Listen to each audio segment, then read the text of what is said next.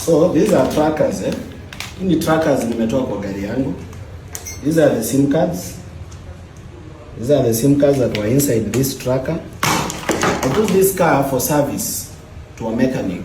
Ifanyiwe service and I left it there for only 2 hours.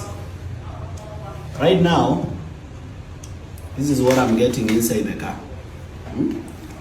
Unaona? You see? Oja.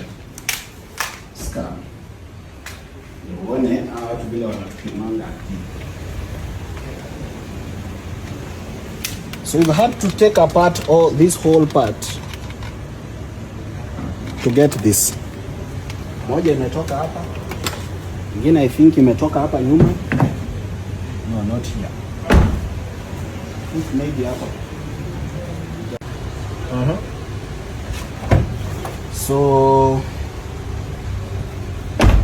if you know you're a politician or you are an activist na uko against the government, make sure you always look out for these things kwa gari yako.